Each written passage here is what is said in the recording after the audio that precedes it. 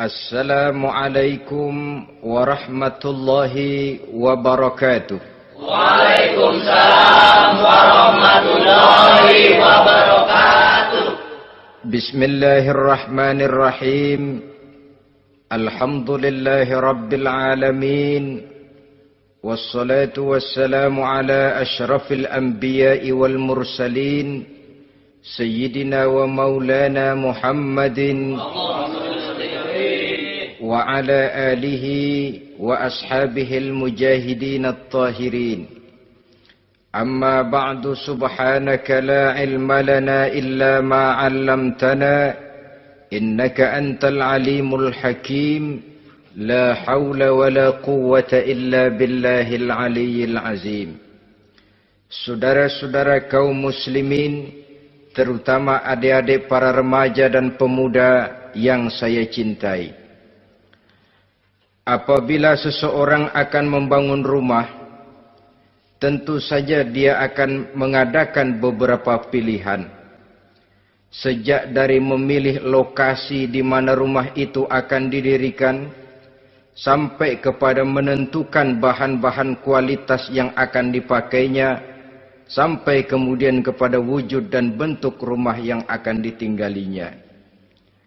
Demikianlah bahwa untuk membangun sebuah rumah yang hanya untuk menaungi kehidupan di dunia ini, kita mengadakan berbagai macam pilihan.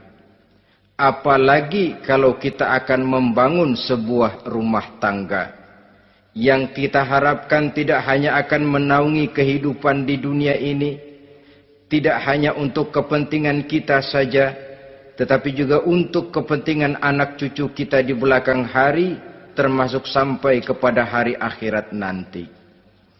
Oleh karena itu, pada pertemuan kali ini, saya hanya ingin khusus berbicara kepada adik-adik remaja dan para pemuda, bagaimana sebaiknya memilih jodoh menurut ajaran agama Islam.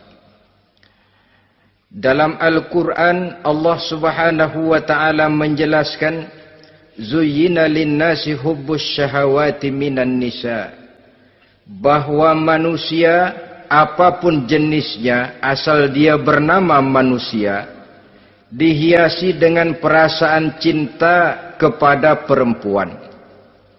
Jadi sejak dahulunya, secara fitrah, laki-laki senang kepada perempuan, sebagaimana perempuan pun senang kepada laki-laki.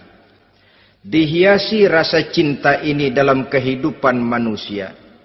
Dan oleh karena adanya rasa cinta, berkembanglah segala macam persoalan. Sehingga seorang ahli cinta pernah berkata, cinta adalah 5 huruf yang membuat persoalan tidak akan pernah selesai. 5 huruf yang membuat persoalan tidak akan pernah selesai-selesai. Tetapi dalam kehidupan sehari-hari sering kita saksikan bahwa cinta ini bisa mendorong, memberikan motivasi yang baik, dan cinta ini pun bisa juga memberikan dorongan yang tidak baik. Oleh karenanya, apabila cinta itu ibarat setetes embun yang jatuh di bumi yang subur, akan tumbuhlah di atasnya aneka ragam bunga-bungaan yang harum semerbak, indah mewangi, sedap dipandang orang, menebarkan rasa aman, damai, sentosa, dan begitu selanjutnya. Tapi jika cinta itu jatuh di hati yang gersang dan tandus, tidak ada yang akan dapat tumbuh di sana selain sirih memanjat batu, kuning daunnya, lemah gagangnya.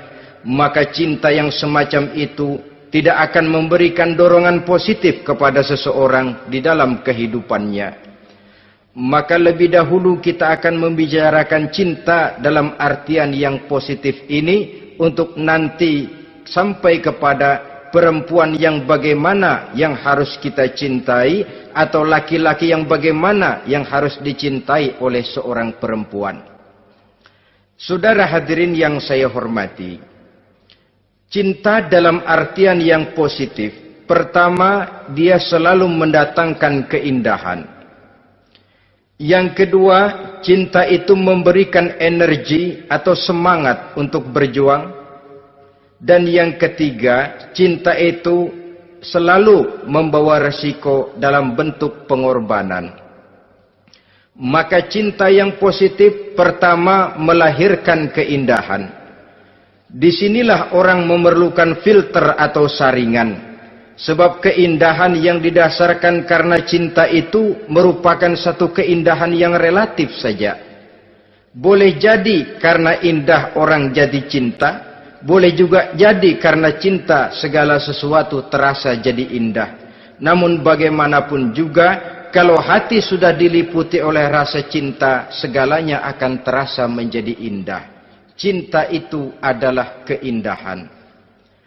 Yang kedua, cinta itu energi, melahirkan dorongan dan semangat.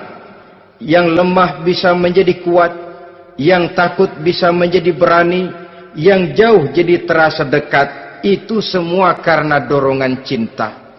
Dan dari energi ini lahirlah yang ketiga, bahwa cinta adalah pengorbanan. Sehingga orang berkata, berani bercinta artinya harus berani berkorban. Takut berkorban, jangan bercinta. Kalau cinta ini kita salurkan kepada nilai-nilai agama umpamanya, yang pertama, cinta mendatangkan keindahan. Kita cinta kepada agama, maka apapun yang diperintahkan oleh agama akan terasa menjadi indah. Solat akan terasa menjadi indah. Puasa terasa menjadi indah. Zakat terasa menjadi indah. Jihad pun akan terasa menjadi indah. Persis kalau kita cinta kepada seorang gadis. Jika kita cinta kepada seorang gadis, apanya saja akan kelihatan menjadi indah. Jalannya terasa indah, lenggang-lenggoknya terasa indah, suaranya merdu padahal cemprengnya bukan main. Seluruhnya akan mendatangkan keindahan karena dasarnya sudah cinta. Cinta membawa kepada keindahan. Yang kedua, cinta itu melahirkan energi. Orang yang cinta kepada agama akan lahir tenaga dan semangatnya melaksanakan ibadah, melaksanakan puasa, melaksanakan zakat, melaksanakan solat, melaksanakan haji, bahkan melaksanakan jihad sekalipun. Cinta selamanya menimbulkan energi dan semangat. Sama saja dengan kita apabila jatuh cinta kepada seorang gadis, walaupun rumahnya jauh, katanya, gunung pun akan kudaki, lautan pun kuseberangi. Untuk apa itu? Untuk menemui apa yang kita cintai. Cinta selamanya melahirkan energi. Capek tidak terasa, lelah tidak terasa, semuanya tertutup oleh keindahan yang bernama cinta. Lalu yang ketiga, cinta membawa pengorbanan.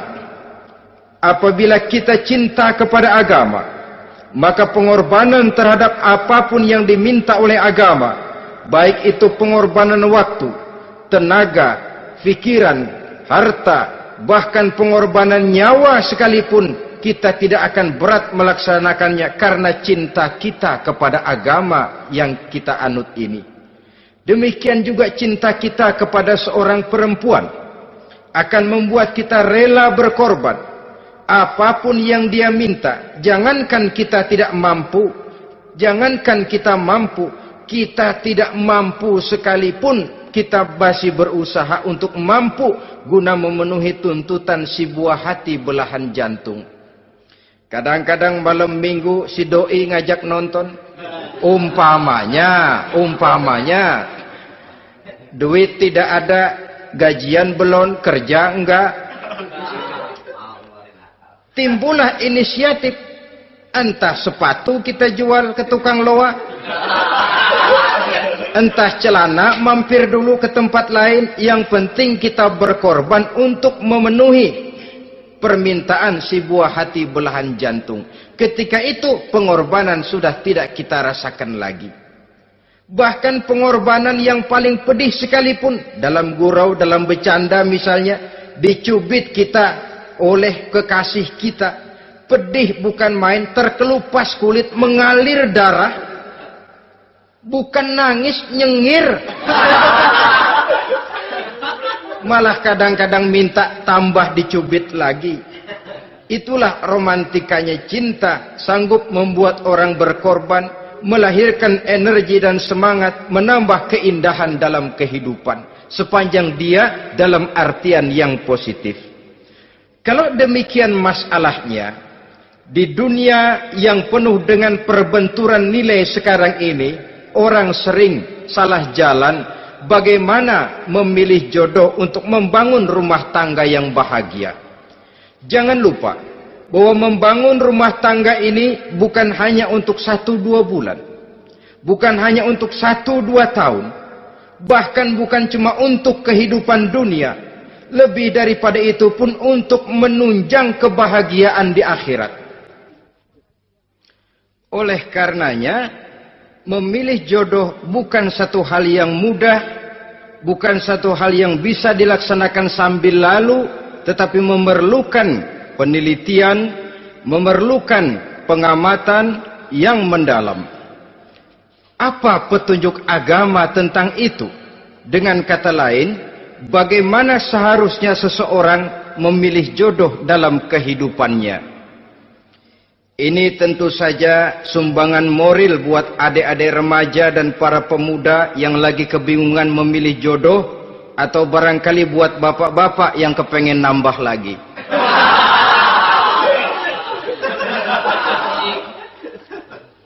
Mohon maaf kepada ibu-ibu, saya tidak menganjurkan, cuma ngajarin. Yang pertama, menurut Nabi, nikahilah perempuan itu karena rupanya, karena hartanya, karena keturunannya, dan karena agamanya. Ada 4 motif utama di sini. Pertama, memilih jodoh, lihatlah rupanya. Lagian siapa yang kepengen dapat jodoh rupanya nggak karu-karuan? Cari rupa yang cantik, indah, dan menawan. Namun jangan lupa, saya katakan di zaman di mana sering terjadi benturan nilai seperti sekarang ini, orang sulit untuk mendapatkan keaslian. Di mana teknologi sudah sedemikian canggih, di mana ilmu kedokteran sudah sedemikian maju, maka berbagai macam rupa bisa dibentuk dengan apa yang dinamakan operasi plastik misalnya. Yang pesek bisa dibikin mancung, kuping yang kelebaran bisa dibikin sedang, pipi yang kembung sebelah bisa dibikin rata, janggut yang tidak menarik bisa dibikin bak lebah bergantung katanya. Oleh karena itu, kalau pilihan hanya tertuju kepada rupa yang cantik saja semata-mata, kita sudah melakukan satu kesalahan yang sangat besar. Sebab apa? Diperingatkan oleh Nabi melalui hadis Ibnu Majah, Bazar dan Baihaqi dari Ibnu Umar. Janganlah kamu kawini seorang perempuan karena kecantikannya, sebab kecantikan boleh jadi akan mencelakakan. Jangan juga kamu kawini perempuan karena hartanya, sebab kekayaan biasanya akan mendatangkan kesombongan. Tetapi kawinilah karena agama dan akhlaknya, karena itulah yang akan membawa kepada kebahagiaan. Saudara-saudara kaum muslimin, terutama adik-adik remaja dan para pemuda, dikala usia puber, apalagi mata baru terbuka, awal balik namanya, remaja sering kehilangan filter. Pokoknya asal ngelihat rupa yang sudah lemot, denok, geboy, pikiran pun hanyut, malam terkenang, siang terbayang, tidur tak nyenyak, makan tak enak katanya, selalu terbayang wajah si doi. Dikala itu orang kehilangan pertimbangan bahwa rupa yang cantik kadang-kadang sering menipu. Diriwayatkan oleh Imam Ibnu Abbas, satu hari ketika sedang kumpul dengan para sahabat, lewatlah orang dengan potongan potongan orang kaya. Kelihatan kan, orang kaya sama orang miskin jalannya aja lain kan? Jalannya saja, jangan gaya hidupnya, jalannya saja lain. Liwat dia. Rasul bertanya kepada seorang sahabat, menurut pendapatmu bagaimana orang yang lewat itu? Kata sahabat, oh, yang lewat ini ya Rasul, kalau dia meminang perempuan pasti diterima. Kalau dia menolong orang pasti berhasil. Kalau dia ngomong pasti didengerin. Kenapa? Orang kaya. Orang kaya ya Rasul.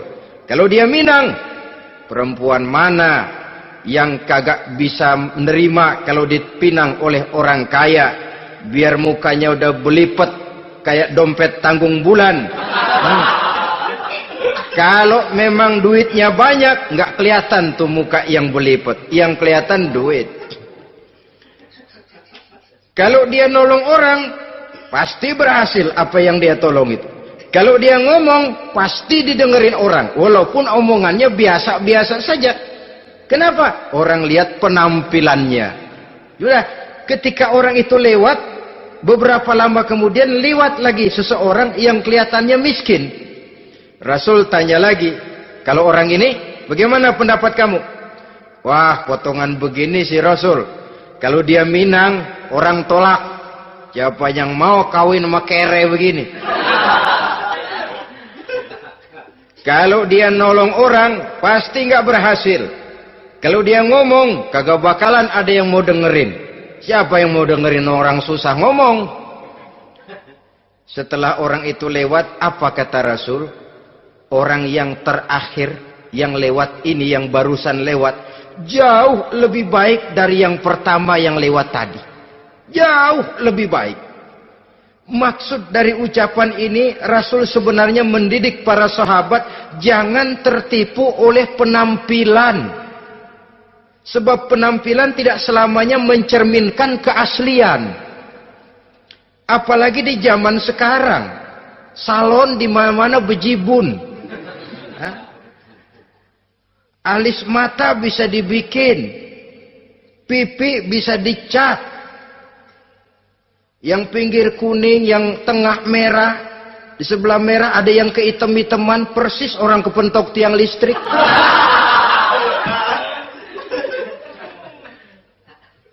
Kecantikan yang artifisial, kecantikan yang bukan alami. Karena itu silakan saja cari yang cantik, tapi jangan terpaku sampai di situ. Sebab kecantikan di samping dia mudah berubah oleh pergeseran masa dan pertukaran waktu, ternyata penampilan tidak selamanya mencerminkan keaslian. Lain hari seorang sahabat pernah mengadu, "Ya Rasul, ada apa? Inna imra'ati la turaddu yadul lamis." Ya Rasul, istri saya tidak pernah menolak tangan orang laki yang menjamahnya, mengajak salaman kepadanya. Apa jawab Rasul? Ceraiin aja. Tapi hati saya berat ya Rasul, saya cinta betul sama dia. Ya kalau hatimu berat, jaga dia baik-baik. Nah, dari riwayat ringkas ini kita ambil satu perbandingan. Memang punya istri berwajah cantik itu kadang-kadang si malakama kalau imannya tidak kuat. Si malakama. Kita diemin aja, binal, makan hati, nggak aman, nggak tentram. Jangan-jangan saya berangkat ke kantor, dia ngompreng. Buah si malakama, seperti orang tadi, ya Rasul.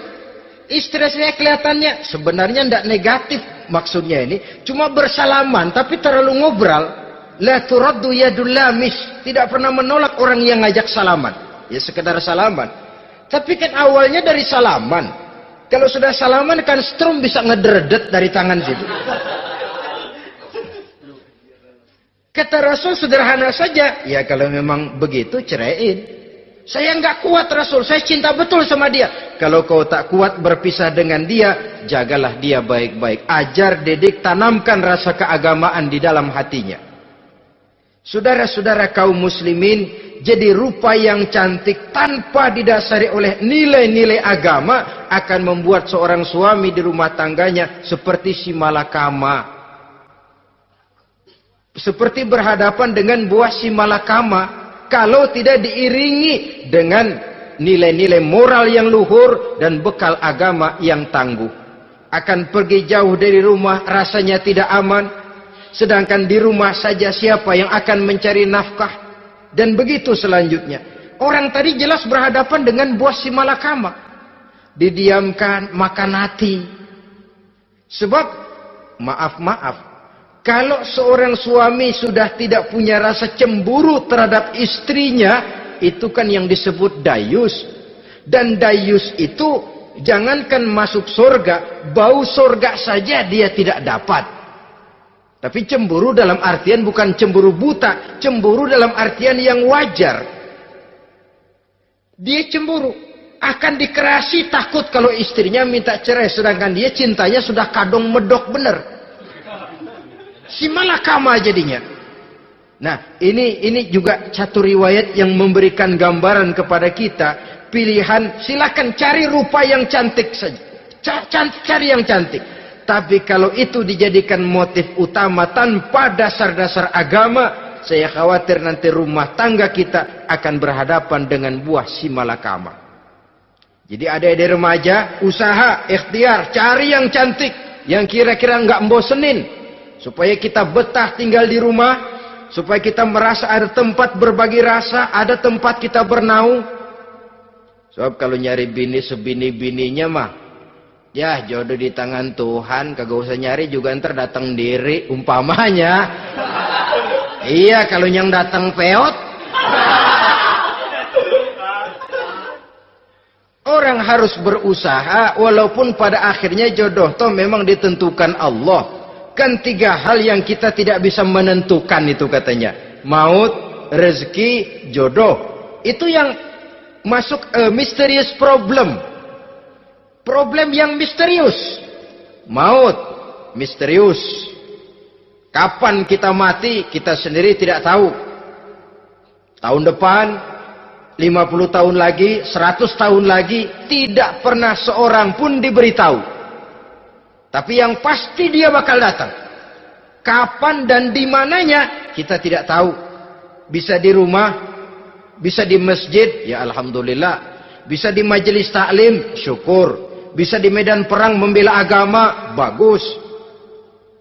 Pasti dia akan datang. Maut, mysterious problem. Sesuatu yang kita tidak tahu kapan datangnya. Rezeki, gitu juga. Sehingga orang sering bilang, rezeki katanya kayak bayangan. Kita ubur-ubur dia lari, kita diam dia mah diam. Setengah mati kita ubur-ubur. Emang ukuran segitu, segitu aja. Begitu kita nggak ngapa-ngapain, datang yang bawain rezeki. Namanya rezeki itu mysterious problem. Kadang-kadang ngobek, sungsang, sumbol, udah segala tanah orang kita ukur-ukurin.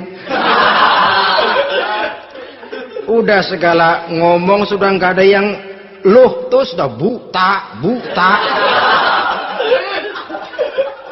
Tapi memang bayangan, kalau belum rezeki ya belum.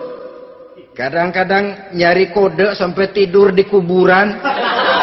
Belepotan tanah kuburan loh. Yang aneh lagi kadang-kadang orang gila ditanyain.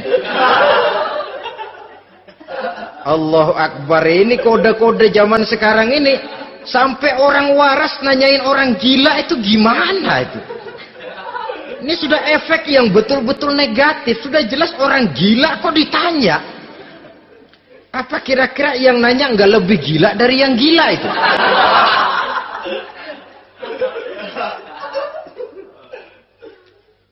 Saudara-saudara kaum muslimin, terutama adik-adik remaja dan para pemuda, jadi silakan saja cari rupa yang cantik. Karena dia akan jadi tautan hati, buah hati belahan jantung. Tempat kita berbagi rasa, tempat kita pulang dan tinggal di rumah tangga kita. Tapi hendaknya kecantikan rupa itu diiringi juga dengan kecantikan budi. Karena itu cari rupa yang cantik. Ini pilihan utama. Yang kedua, kata Nabi, harta, cari yang kaya. Tetapi jangan lupa, jangan dijadikan pilihan utama. Karena kekayaan sering mendatangkan kesombongan. Apalagi kalau seorang pemuda mendapat istri orang kaya. hidupnya dimodali oleh istrinya, maka biasanya wibawanya sebagai seorang suami akan hilang. Akhirnya komando di tangan istri. Dikala itulah suami tidak lebih daripada prajurit yang taat kepada komando istrinya.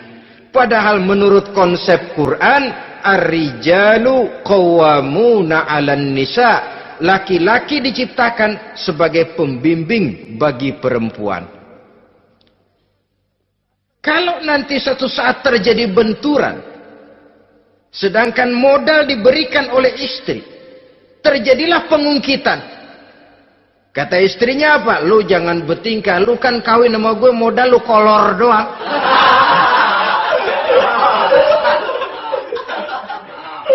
Kalau sekarang bertingkah, silakan keluar rumah. Bawa seperti engkau datang dulu. Jangan bawa apa-apa. Pergilah seperti engkau datang dulu kemari. Hilanglah wibawa seorang suami. Suami kalau udah digentak sama istri begitu, ngelempuruk kayak ayam sampar. Di mana lagi letak wibawanya? Harta sering mendatangkan kesombongan. Oleh karena itu, walaupun diperintahkan cari yang keturunan orang kaya, tapi maksudnya jangan dompleng. Sebab kepribadian seorang suami akan ditentukan oleh sifatnya sendiri.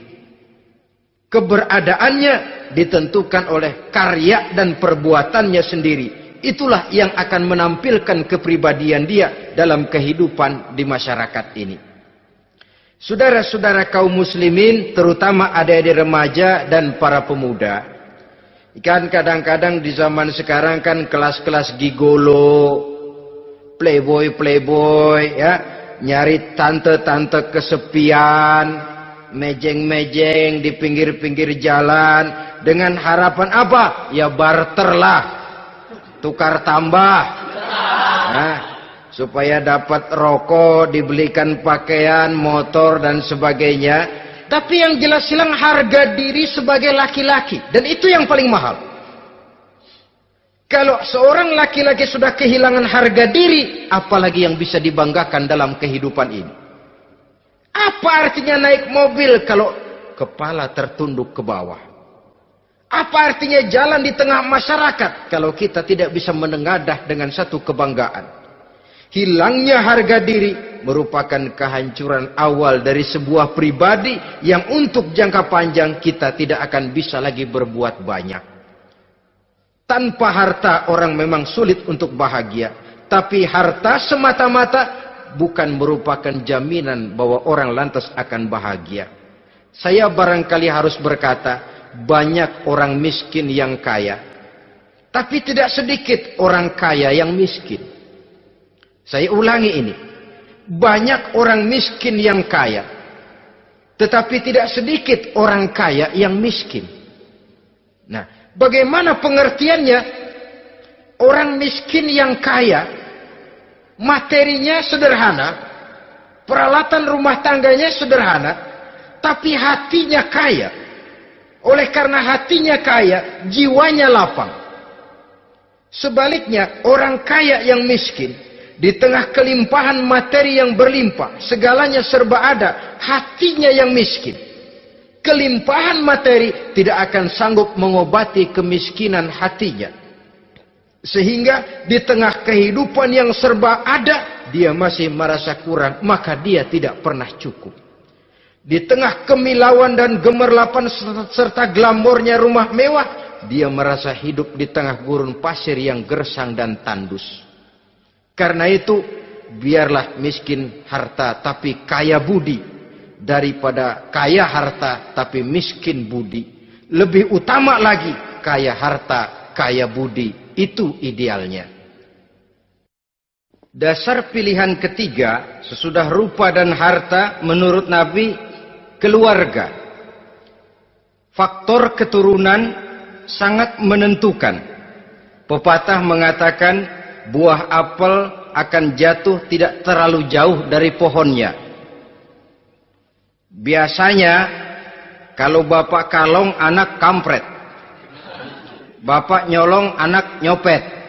Itu fotokopi.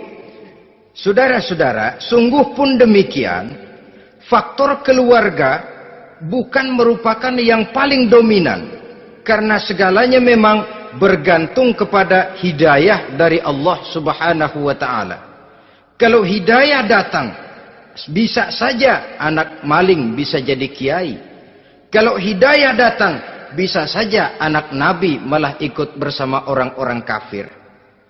Pada akhirnya orang mau besar atau tidak, bukan dengan jalan menyempeng kepada keturunan orang lain, tapi ditentukan oleh kepribadian dirinya sendiri.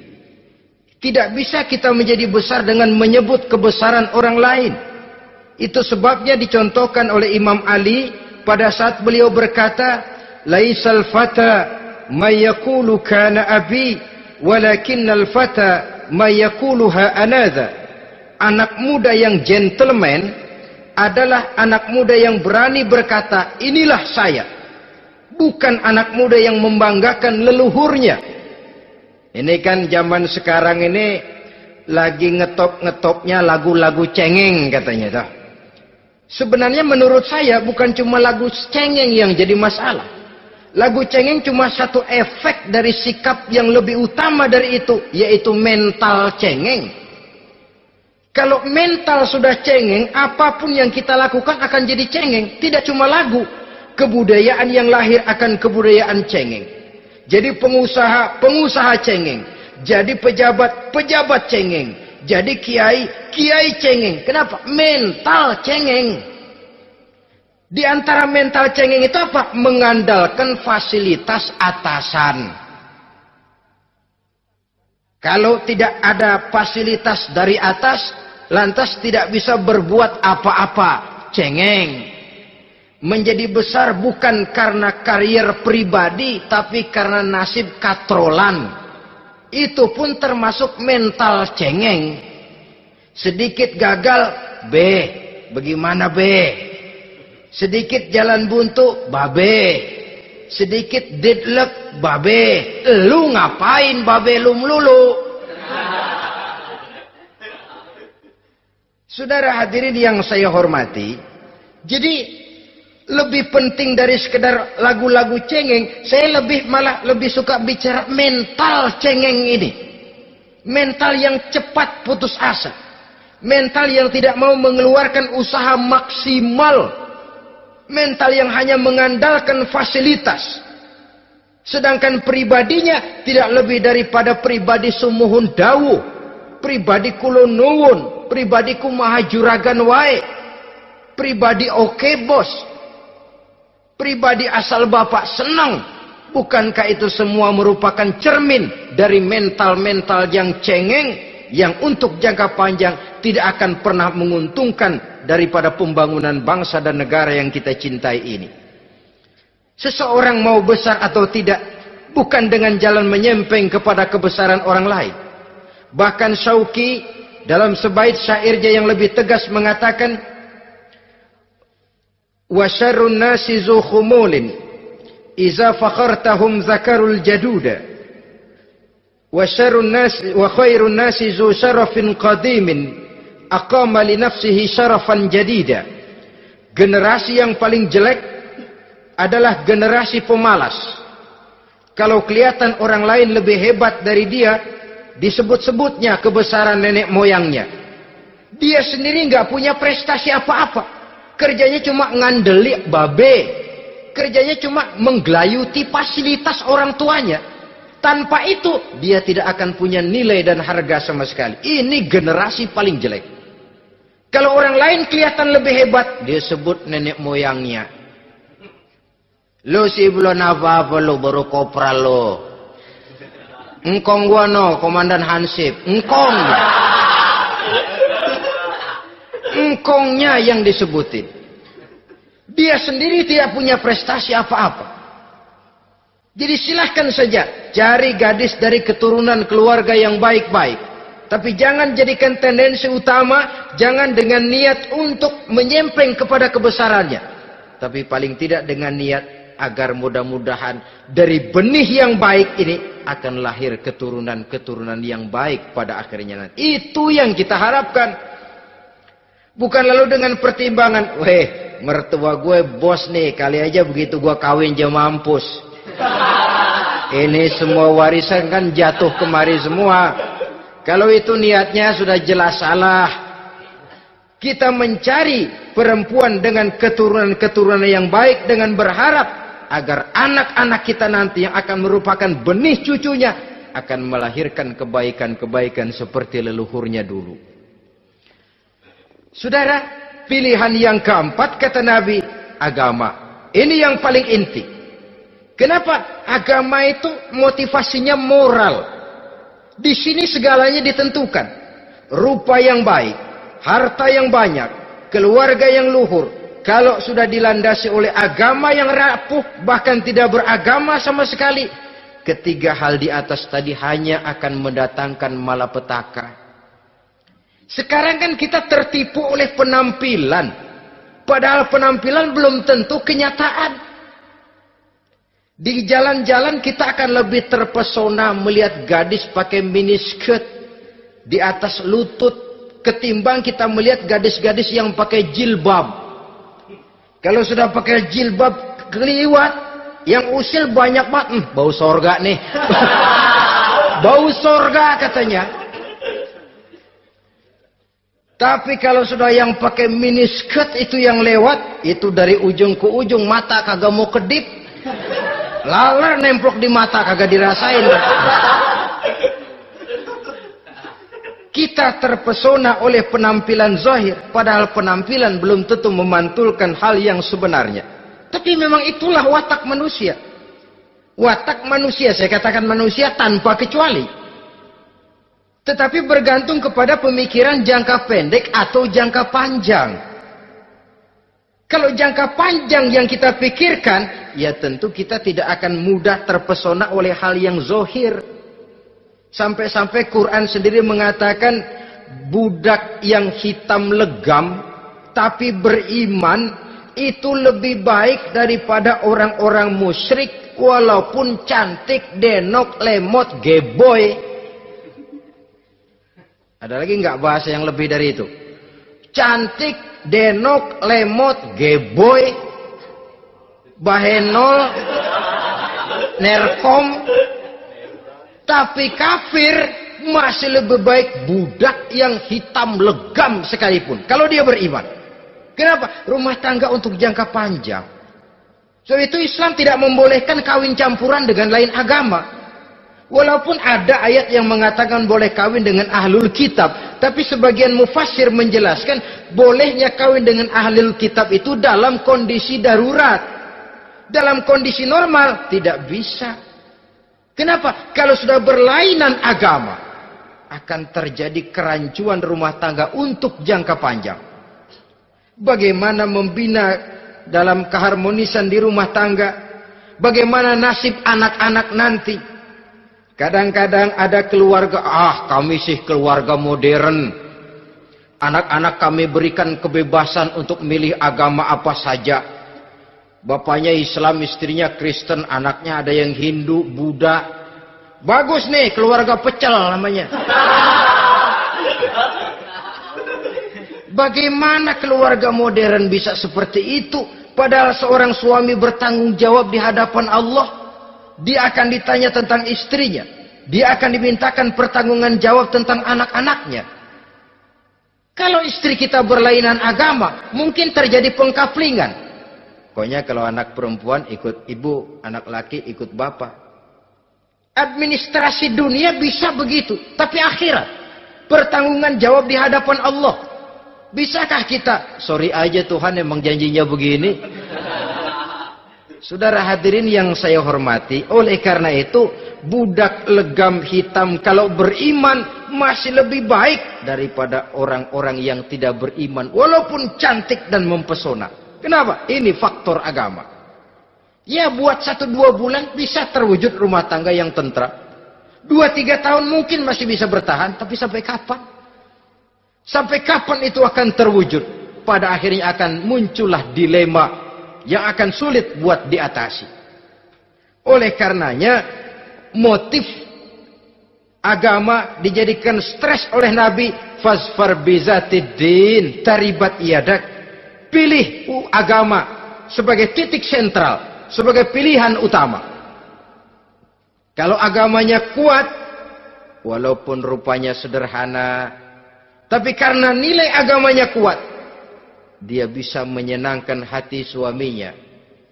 Dia bersolek untuk kepentingan suaminya. Dia taat kepada suaminya. Harta, dia anak orang kaya untuk membantu perjuangan suaminya. Tapi kalau tidak ada modal agama, rupa yang cantik bisa menyengsarakan suami. Apalagi kalau suami kere. Istrinya sudah cantik, kaya ataupun tidak kaya kadang-kadang. Udah, suaminya suruh ngempuk di rumah bininya yang kerja. Ya kalau kerja mendingan kalau dikerjain itu.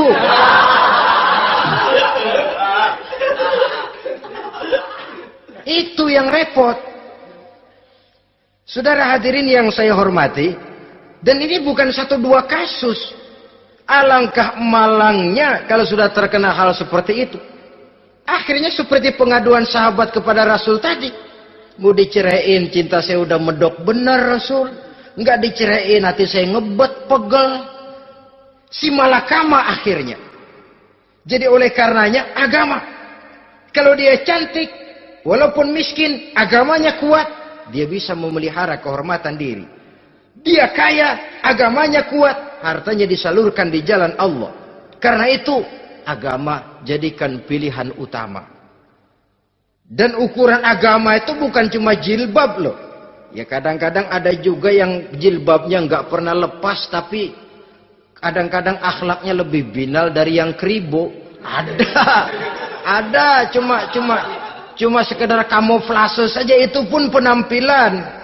Sekedar penampilan saja. Cuma dari segi aurat ya memang lebih baik dan lebih utama. Dan saya kira lebih mengundang penasaran toh. Duren kalau udah dibuka kan kelihatan isinya. Emang udah begitu. Udah. Tapi kalau masih rapat, itu yang rasanya kita pengen buka. Timbul tantangan. Gue pengen tahu isinya. Rasanya juga begitu. Sama saja dengan baju. Kalau dibungkus rapat di plastik, ditaruh di etalase, adanya di toko mau serba ada, tahu kita barang mahal nih. Biar punya duit, kita mau nawar ragu-ragu, takut nggak cukup. Tapi kalau barang sudah dibuka di jalanan, diobral di pinggir jalan, murahan, 1.003 masih dicampur odol. Yang begitu sih biar nggak punya duit, kita berani banget tanya, nawar, megang lagi nyemek. Berat duit nih bang. Kenapa? Barang sudah terbuka. Jadi saudara-saudara, syukur kalau keempat-empatnya ini jodoh terkumpul dalam jodoh yang saudara cari. Sudah rupanya cantik, kaya, keturunan orang baik-baik, agamanya kuat. Nah, surga dunia tuh. Yang begitu cari. Kalau ada yang begitu, saya juga mau nambahin satu lagi.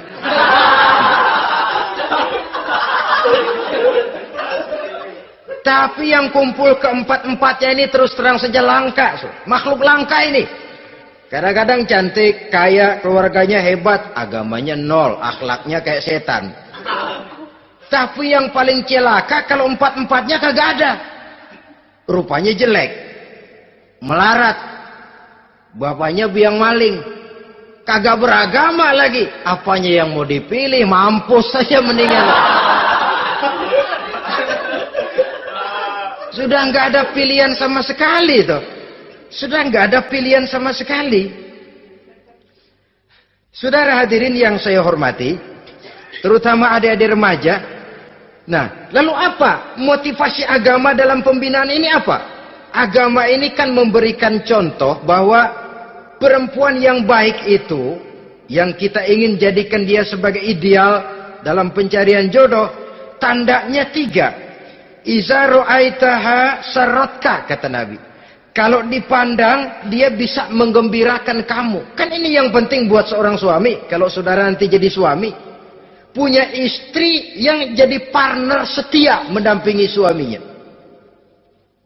Kalau dilihat nggak membosenin, Kenapa? Dia berdandan untuk nyenangin hati suaminya. Enggak bosenin. Kan kadang-kadang ada bini kalau kita pulang demok aja fotonya.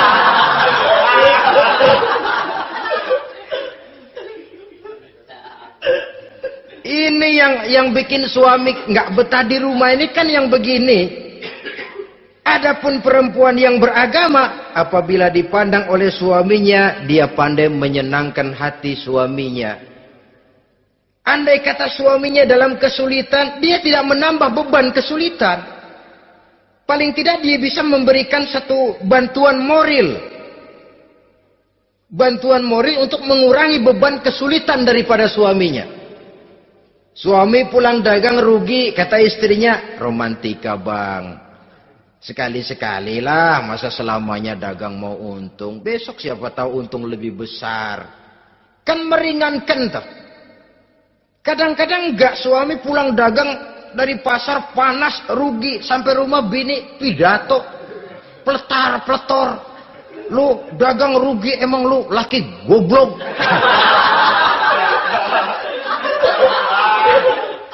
Sudahlah di pasar rugi, di rumah digoblok-goblokin. Ini nanti kena penyakit broken home yang begini ini. Padahal kesuksesan di kantor, kesuksesan di pasar, kesuksesan di medan tugas selalu dimulai dari kesuksesan dan ketenangan dari rumah tangga. Dia berhias untuk kepentingan suaminya, tidak terlalu berlebihan. Dan suaminya pun pandai menghargai istrinya dengan kata-kata yang menimbulkan gairah dan semangat. Oleh istrinya bersorak, kamu makin cantik saja. Jangan juga kadang-kadang suami ketus. Ngelihat dasu pulang kantor, lihat suaminya, istrinya dandan rapi. Tumben lu mau bekasin apa? Mau bekasin katanya. Artinya apa ini? Pandai mengembirakan, bisa tenggang rasa, bisa berbagi rasa. Sehingga suami merasa ada tempat dia bertukar pikiran, ada tempat dia membicarakan persoalan. Dialog dalam kehidupan berumah tangga itu sangat diperlukan. Iza ra'aitaha sarratka, kalau dipandang dia sanggup mengembirakan kamu. Dikasih uang 500 senyum, 5.000 pun ketawa. Menggembirakan. Dia bisa taruh kata hatinya kesel, tapi mulutnya senyum. Nah ini yang sulit ini. Senyum tapi kesel, kesel tapi senyum. Kadang-kadang istri itu kan kalau sudah kesel, suami pulang nggak bisa dia menyembunyikan kekesalannya.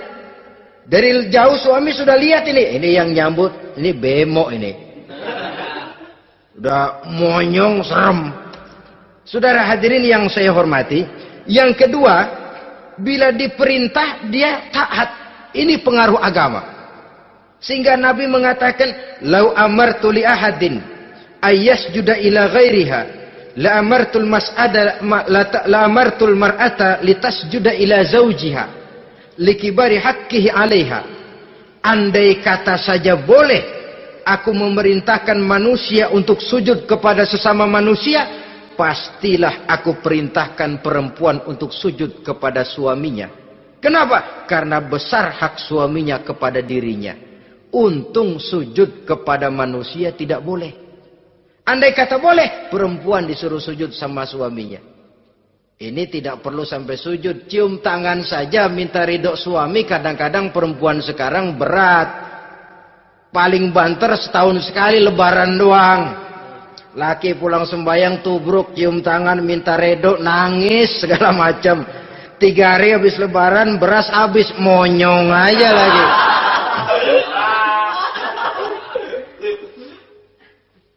Saudara hadirin yang saya hormati, yang ketiga, akibat pengaruh agama, dia sanggup memelihara kehormatan diri dan sanggup menjaga harta suaminya. Memelihara kehormatan diri baik pada saat suaminya di rumah atau pada saat suaminya tidak ada di rumah. Satu riwayat, seorang sahabat akan pergi perang jihad di fi sabilillah. Ketika mau berangkat dia bilang kepada istrinya, saya mau berangkat perang. Kalau saya belum pulang kamu jangan keluar rumah. Baik bang. Pergi istrinya. Pergi suaminya jihad. 1 minggu, 2 minggu berlalu belum juga pulang. 1 hari datang utusan dari rumah orang tua si istri ini. Assalamualaikum bu. Waalaikumsalam. Ada apa? Ada berita kurang enak bu. Orang tua ibu sakit parah. Mohon tolong ditengokin. Apa kata si istri? Maaf saja, suami saya belum pulang dari medan perang. Saya belum dapat izin keluar rumah kalau dia belum pulang. Tolong sampaikan maaf saya kepada orang tuanya. Pulanglah utusan tadi. Besok balik lagi. Bu, ada apa? Udah Senin Kemis. Napasnya sudah sampai tenggorokan. Tolong tengokin buat terakhir kalinya bu. Suami saya belum pulang. Dia pesan kalau dia belum pulang saya jangan keluar rumah. Saya nggak bisa tengokin orang tua saya. Salam maaf saja. Pulang utusan itu. Besok balik lagi. Bagaimana? Sudah meninggal bu. Mau dikubur. Tengokinlah buat terakhir kalinya. Suami saya belum pulang. Saya belum berani keluar rumah kalau suami saya belum pulang. Itu janji saya sama suami saya. Pulanglah utusan ini ngadu kepada Rasulullah sallallahu alaihi wasallam. Ya Rasul, ini perempuan kelewatan benar. Dari orang tuanya sakit sampai sekarat, sampai mati, sampai dikuburin dia nggak nengokin. Memangnya kenapa? Suaminya katanya pergi jihad. Dan suaminya tidak mengizinkan dia keluar rumah. Kalau si suami belum pulang. Apa jawab Rasul? Marahkah beliau? Tidak, beliau senyum. Apa katanya? Dosa orang tua yang meninggal ini telah diampuni oleh Allah karena dia punya anak perempuan yang begitu taat kepada suaminya. Allahu Akbar. Dosa orang tua yang sudah meninggal itu diampuni oleh Allah karena dia punya anak perempuan yang begitu taat kepada suaminya. Ketaatannya kepada suaminya menyebabkan dosa orang tuanya diampuni oleh Allah Subhanahu wa taala. Suami pergi jihad, orang tua sakit keras, tidak berani dia keluar rumah. Itu tandanya bisa menjaga kehormatan diri. Kalaupun satu saat suaminya manggil, bu, tolong ambilin uang di dompet. Dompetnya dibawa, bang, ambil saja sendirilah, nanti salah ambil lagi saya. Kadang-kadang enggak, suaminya pergi mandi, dompet berantakan. Saudara hadirin yang saya hormati, ini motivasi agama. Jadi kecantikan zahir yang diimbangi dengan kecantikan batin oleh karena pengaruh agama tadi. Kalau sudah kemari, orang tidak perlu mikir-mikir operasi plastik, bikin yang pesek jadi mancung supaya orang tertarik. Bikin belakang yang kurus jadi menarik. Tidak. Orang tidak perlu lagi pakai susuk-susukan. Dipasang di bibir supaya kalau senyum orang gempor. Supaya kalau ngomong orang percaya. Dipakai di kuping supaya macam-macam. Tidak perlu lagi. Pakai jompa-jampe, pelet-peletan. Supaya kalau diludahin orang ngikut. Nggak perlu lagi. Kenapa? Cinta itu nature. Sesuatu yang alamiah, yang tidak bisa dipaksakan. Dia kudrati, karunia dari Allah. Tidak bisa cinta dipaksakan. Kalaupun bisa, dengan ilmu pelet, oh saudara bisa membuat orang jatuh cinta. Ya 2-3 hari, 4-50 hari. Kesananya, apa yang akan terjadi? Kelanggengan tidak akan pernah terwujudkan. Kenapa? Keterpaksaan yang akan timbul. Dalam kondisi semacam itu, rumah tangga tidak akan mengalami ketenangan dan ketentraman. Jadi biarkan cinta berjalan secara alamiah, karena dia memang alamiah. Saudara-saudara, nah sekarang kalau sudah ketemu nih, yang 4 tadi, rupa cantik, keturunan boleh, kaya lumayan, agama kuat. Apa yang harus kita cari? Apa yang harus kita lakukan? Apa pakai pepatah anak sekarang? Aku lihat, aku pikat, aku dapat, aku sikat, aku minggat. Bangsat.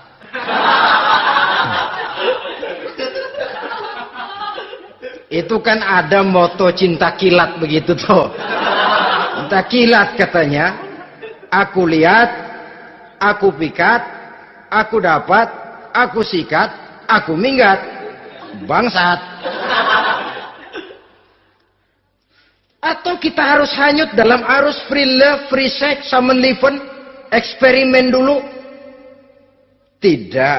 Islam menganjurkan kalau memang seret, nah ini rasanya ini nih, mantap gue nih. Apa yang diajarkan oleh Islam selanjutnya? Meminang, saudara-saudara.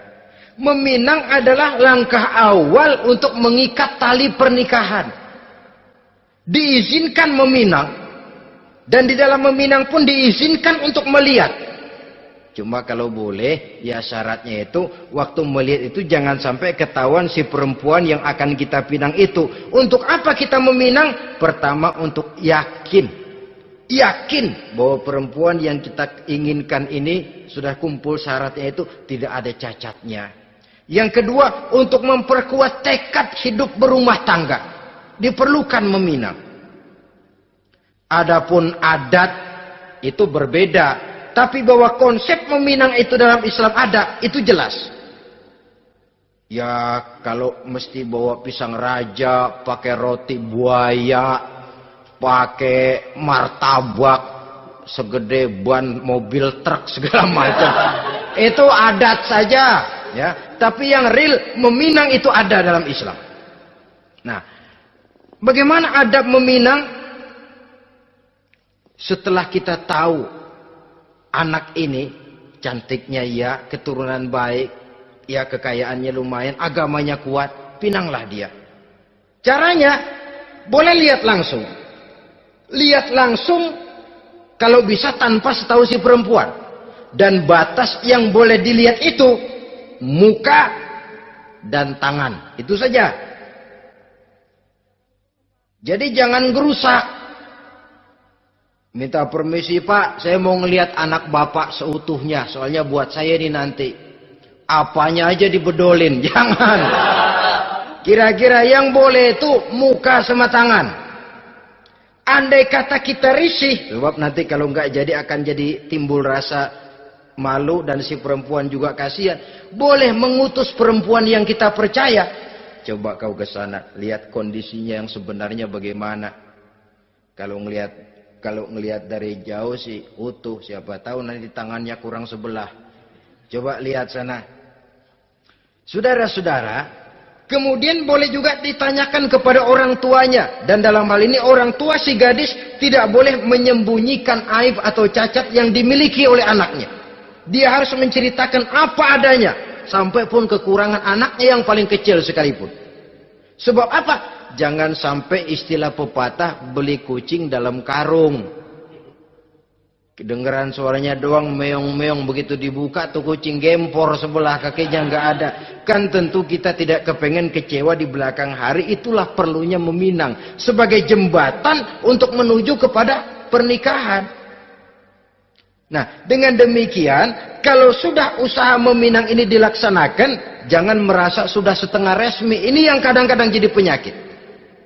Malah sesudah meminang harus masing-masing lebih menjaga diri, menjaga kehormatan, menjaga pergaulan. Kenapa? Agar saat memasuki jenjang pernikahan nanti merupakan jenjang yang sangat ditunggu-tunggu. Ada rasa keinginan tahu. Kalau tidak, ya udah biasa, nggak giroh lagi ngadepin perkawinan. Kenapa? Kemarin-kemarin gue udah cobain. Hilang gairah lagi. Sebab itu kalau sudah meminang, jangan merasa sudah setengah halal. Ah, udah minang ini Kadang-kadang orang tua juga konyol. Sudah dipinang, diumbar. Lu bawa kemana kayaknya lu udah pinang. Padahal meminang itu cuma langkah awal. Sedangkan selanjutnya harus lebih berusaha menjaga kehormatan diri. Sampai pada saat nanti pelaksanaan pernikahan. Nah, saudara-saudara, terutama adik-adik remaja dan para pemuda, walaupun agak sekilas memang karena terbatasnya waktu pada pertemuan ini, mudah-mudahan bisa memberikan gambaran yang sepintas tentang bagaimana sebaiknya kita memilih jodoh di dalam membina rumah tangga yang bahagia. Semoga ada manfaatnya. Terima kasih atas segala perhatian.